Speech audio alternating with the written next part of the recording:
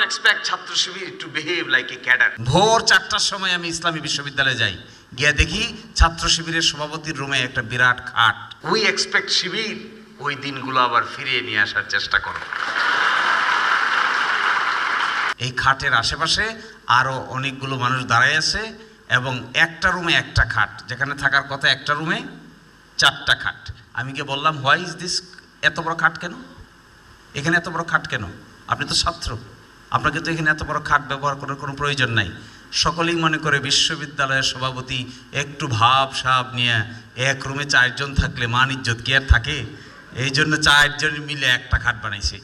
Then and there I took action, I changed the খাট। আপনি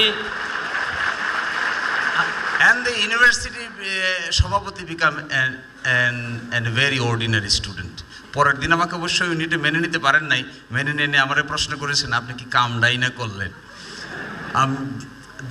আমি কিন্তু অস্বীকার করছি না, I am saying this type of deviated behaviour was দেয়ার।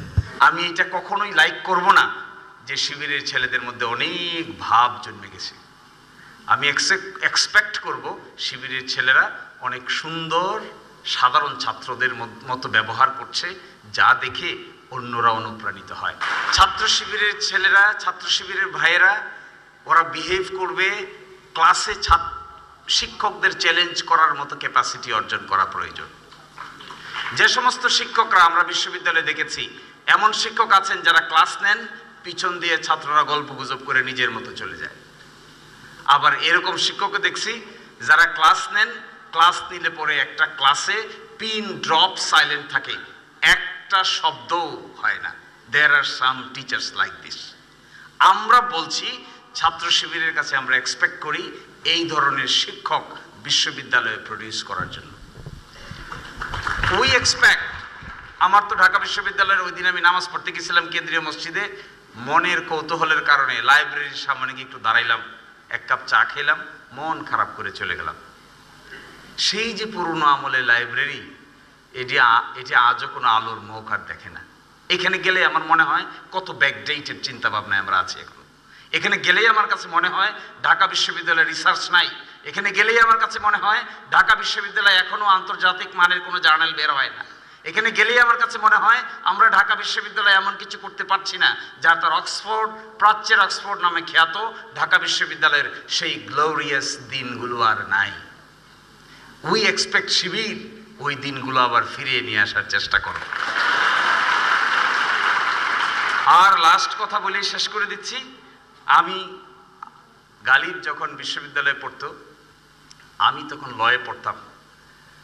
তারপরে ডিইউডিএস এর তখন সভাপতি ছিল, so for I can remember, Prashant Bhushan বড়, and also someone named Bulbul Ahmed.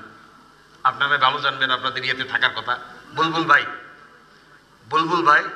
এবং কিছুদিন ছিলেন, আসা যাওয়া করতেন হাসান আহমেদ চৌধুরী কিরণ।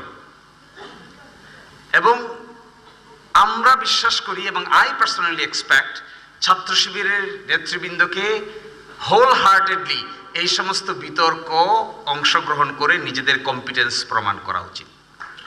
দে should go to the DUDS, they should go to the other debating club, এবং তারপরের মাধ্যমে যে লোকটা তৈরি হওয়ার কথা, সেই লোকটাকে আমরা বলছি এমন একটা লোক চাই ভাই, যে জাতীয় নেতা হবে, যে আন্তর্জাতিক পর্যায়েরও নেতৃত্ব দেওয়ার ক্যাপাসিটি অর্জন করবে এবং এটা দেশকে রিপ্রেজেন্ট করবে, পেট্রিয়ট হবে, দেশকে ভালোবাসবে, দুর্নীতির সঙ্গে যুক্ত হবে না।